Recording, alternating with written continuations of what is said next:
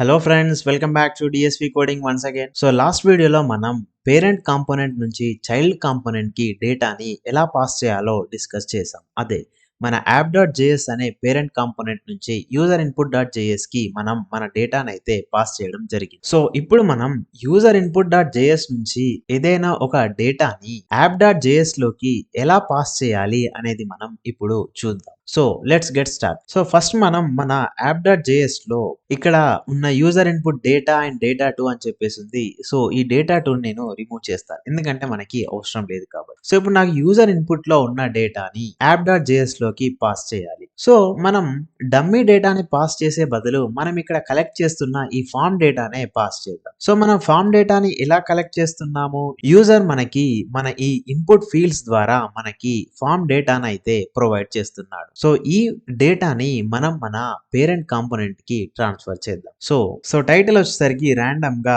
ఏదో ఒక టైటిల్ అని చెప్పేసి ఇచ్చేయండి. అడ్రస్ వచ్చేసరికి మీ ఇష్టం ఏదో ఒకటి ఇచ్చేయండి. అండ్ ఇమేజ్ ఏదైనా ఒక ఇమేజ్ ని సెలెక్ట్ చేసుకుందాం మనం. ఓకే, ఒక ఇమేజ్ ని నేను సెలెక్ట్ చేసుకున్నాను. వన్స్ నేను యాడ్ మెమరీ అని క్లిక్ చేయగానే నాకు డేటా ట్రాన్స్ఫర్ అనేది జరగాలి. సో ఎలా రాద్దాము అనేది చూద్దాం. సో ఇక్కడ గుర్తుపెట్టుకోవాల్సింది ఏంటంటే, పేరెంట్ నుంచి చైల్డ్ కి కాంపోనెంట్ కోసం మనం ప్రాప్స్ అయితే యూజ్ చేసాం. సో ఇక్కడ మనం ఏం యూజ్ చేస్తామంటే కాల్ బ్యాక్ ఫంక్షన్ అని చెప్పేసి ఉంటుంది. సో మనం కాల్ బ్యాక్ ఫంక్షన్ ని యూజ్ చేద్దాం. సో ఈ కాల్ బ్యాక్ ఫంక్షన్ అంటే ఏంటంటే, ఫస్ట్ మన యాప్ డాట్ జేఎస్ లో మనం ఒక ఫంక్షన్ అయితే డిఫైన్ చేద్దాం, కాన్స్ట్. సో మనం యూజర్ ఇన్పుట్ నుంచి డేటాని తీసుకుంటున్నాం కాబట్టి జస్ట్ దీన్ని నేను డేటా కలెక్ట్ అని చెప్పేసి ఉంచాను. సో ఈ ఫంక్షన్ యూజ్ చేసి మనం డేటాని కలెక్ట్ చేయడం అయితే జరుగుతుంది. సో దీనికి డేటా ఆర్ యూజర్ డేటా అనే ఒక పారామీటర్ ని ఇచ్చేద్దాం. సో ఇప్పుడు నేను ఏం చేయాలంటే, ఈ మన యూజర్ ఇన్పుట్ ఉంది కదా, ఇక్కడ ఆన్ డేటా కలెక్ట్ అని చెప్పేసి,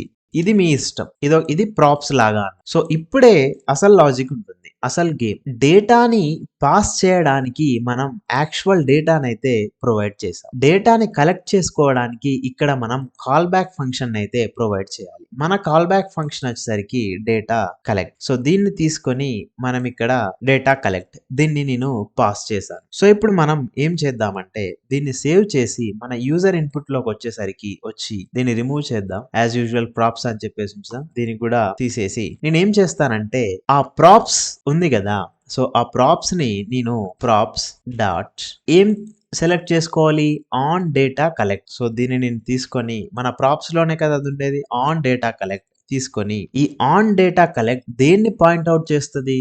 ఈ ఆన్ డేటా కలెక్ట్ మనకి డేటా కలెక్ట్ అనే ఫంక్షన్ ని పాయింట్ అవుట్ చేస్తుంది, అంతే కదా. సో ఎలా అయితే మనం డేటాని యూజ్ చేసుకొని డేటాని ప్రింట్ చేసినప్పుడు అది పాయింట్ అవుట్ చేసే యూజర్ డేటా ప్రింట్ అయిందో, అలానే మనం ఆన్ డేటా కలెక్ట్ ని ఎగ్జిక్యూట్ చేస్తే ఈ డేటా కలెక్ట్ అనే మెథడ్ ఎగ్జిక్యూట్ అవుతుంది. So on props dot on data collect దీనికి మనం మన ఫామ్ డేటాని పాస్ చేద్దాం. సో ఇప్పుడు ఏమవుతుందంటే, ఇక్కడ మన డేటా కలెక్ట్ అనే మెథడ్ యూజర్ డేటా అనే ఒక వాల్యూని ఎక్స్పెక్ట్ చేస్తుంది. సో డైరెక్ట్ గా మనం ఈ డేటా కలెక్ట్ అనే మెథడ్ ని ఈ యూజర్ ఇన్పుట్ లో యూజ్ చేయలేం కాబట్టి, ఈ ప్రాప్స్ ద్వారా ఈ ఆన్ డేటా కలెక్ట్ అనే ప్రాప్స్ ని పాస్ చేసి ఈ ప్రాప్స్ కి మనం ఈ యూజర్ డేటాని ప్రొవైడ్ చేస్తే ఇండైరెక్ట్ గా ఈ డేటా కలెక్ట్ అనే మెథడ్ కి మనం మన డేటాని ప్రొవైడ్ చేసినట్టే. సో అందుకోసమే నేను ఇక్కడ props dot on data collect దీన్ని యూజ్ చేసి ఇందులో నేను ఫామ్ డేటాని పాస్ చేస్తున్నాను.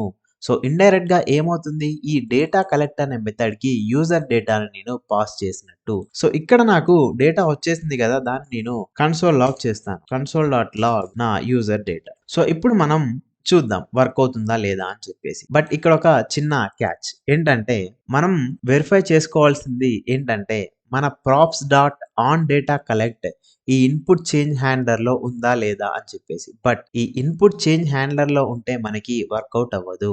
ఎందుకు?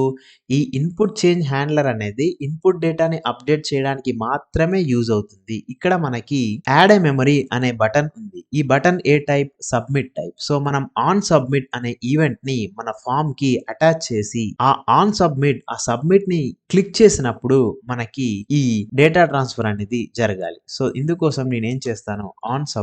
సో నేను ఇక్కడ సబ్మిట్ హ్యాండ్లర్ అనే మెథడ్ ని క్రియేట్ చేశాను. సో యూజువల్ గా అందరూ చేసే చిన్న మిస్టేక్ ఏంటంటే, యాజ్ సూన్ యాజ్ ఇక్కడ డేటాని సెట్ చేయగానే దాన్ని ఈ props dot on data collect కి పాస్ చేద్దామని చూస్తారు. ఇలా కాకుండా మీరు డేటాని సెట్ చేయగానే అంటే ఫర్ సపోజ్ యూజర్ నాకు టైటిల్ ని టైప్ చేసినప్పుడు నాకు ఇక్కడ ఇన్పుట్ చేంజ్ హ్యాండ్లర్ ట్రిగ్గర్ అవుతుంది. అడ్రస్ ని చేంజ్ చేసినప్పుడు నాకు ఇన్పుట్ చేంజ్ హ్యాండ్లర్ ట్రిగ్గర్ అవుతుంది. అండ్ ఇమేజ్ ని చేంజ్ చేసినప్పుడు ఇన్పుట్ చేంజ్ హ్యాండ్లర్ ట్రిగ్గర్ అవుతుంది. ఇలా ట్రిగ్గర్ అయిన ప్రతిసారి నాకు డేటా పాస్ చేయాల్సిన అవసరం లేదు. ఎప్పుడైతే యూజర్ తన ఎంటైర్ డేటాని ఎంటర్ చేసి యాడ్ ఏ మెమరీ అనే బటన్ ని క్లిక్ చేస్తాడో, ఈ బటన్ సబ్మిట్ టైప్ బటన్ కాబట్టి ఆన్ సబ్మిట్ ఈవెంట్ క్లిక్ అయినప్పుడు నేను డేటాని పాస్ చేస్తే సరిపోతుంది. అందుకే నేను ఇక్కడ సబ్మిట్ హ్యాండ్లర్ అనే మెథడ్ అయితే క్రియేట్ చేశాను. సో ఇప్పుడు ఈ కాన్స్ట్ ఈ props dot on data collect దీన్ని తీసుకొని ఇక్కడ ప్రొవైడ్ చేస్తాను. సో ఇప్పుడు ఏమవుతుంది, ఎప్పుడైతే యూజర్ సబ్మిట్ బటన్ ని క్లిక్ చేస్తాడో అప్పుడు నాకు ఈ ప్రాప్స్ డాట్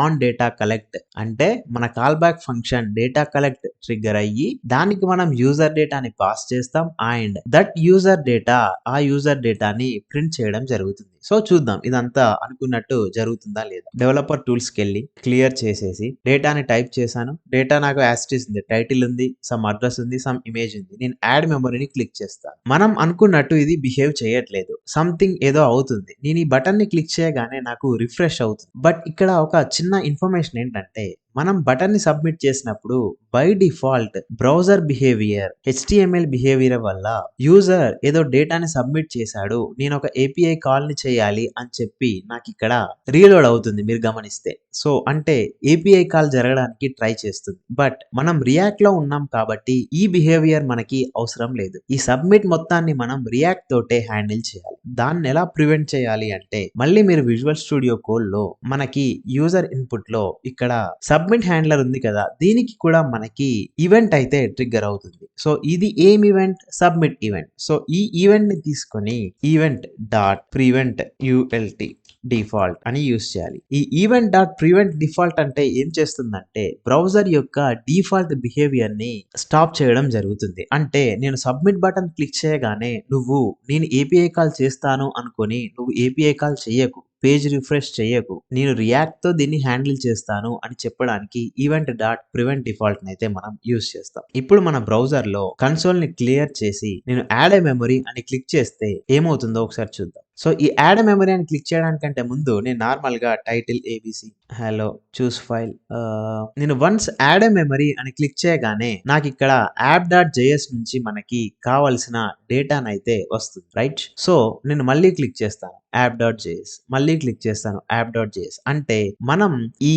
ఇన్పుట్ ఫీల్డ్ లో ఇన్పుట్ కాంపోనెంట్ లో కలెక్ట్ చేసిన డేటాని యాప్ డాట్ జేఎస్ కి ట్రాన్స్ఫర్ చేయడం జరిగింది. సో మీరు ఇంకా ఇది యాప్ డాట్ జేఎస్ నుంచి రావట్లేదు అని మీరు నమ్మకుంటే జస్ట్ ఇక్కడ మనం యాప్ డాట్ జేఎస్ లోకి వెళ్ళి ఇక్కడ డేటా తర్వాత ఒక కామా ఇచ్చి ఫ్రమ్ యాప్ డాట్ జేఎస్ అని చెప్పేసి రాద్దాం అండ్ ఫైల్ నేమ్ కూడా యాప్ డాట్ జేఎస్. సో ఇప్పుడు నేను మొత్తం క్లియర్ చేసేసి యాడ్ ఏ మెమరీ అని క్లిక్ చేస్తే ఫ్రమ్ యాప్ డాట్ జేఎస్ అని చెప్పేసి వస్తుంది. సో ఈ విధంగా మనం కాల్ బ్యాక్ ఫంక్షన్ యూస్ చేసి చైల్డ్ కాంపోనెంట్ నుండి పేరెంట్ కాంపోనెంట్ కి డేటానైతే ట్రాన్స్ఫర్ చేయొచ్చు. రియాక్ట్ ఇంటర్వ్యూస్ లో ఇది ఖచ్చితంగా క్వశ్చన్. ఒక కాంపోనెంట్ నుంచి ఇంకో కాంపోనెంట్ కి కమ్యూనికేషన్ ఎలా చేస్తావు, లైక్ పేరెంట్ కాంపోనెంట్ నుంచి చైల్డ్ కాంపోనెంట్ కి ప్రాప్స్ ద్వారా, చైల్డ్ కాంపోనెంట్ నుంచి పేరెంట్ కాంపోనెంట్ కి ఎలా కాల్ బ్యాక్ ఫంక్షన్ ద్వారా. So and next two child components ఎలా కమ్యూనికేషన్ చేస్తాయి అని చెప్పేసి ఉంటుంది. సో దాన్ని మనం ఈ డేటాని ఇక్కడ డిస్ప్లే చేసేటప్పుడు డిస్కస్ చేద్దాం. సో ఇది ఫ్రెండ్స్ రియాక్ట్ లో మేజర్ గా parent to child and child to parent communication ఎలా జరుగుతుంది అని చెప్పి. సో ఈ వీడియో కనుక మీకు నచ్చినట్టయితే లైక్ చేయండి అండ్ నెక్స్ట్ వీడియో కోసం మన ఛానల్ ని సబ్స్క్రైబ్ చేసుకోండి. Thank you for watching. Have a nice day.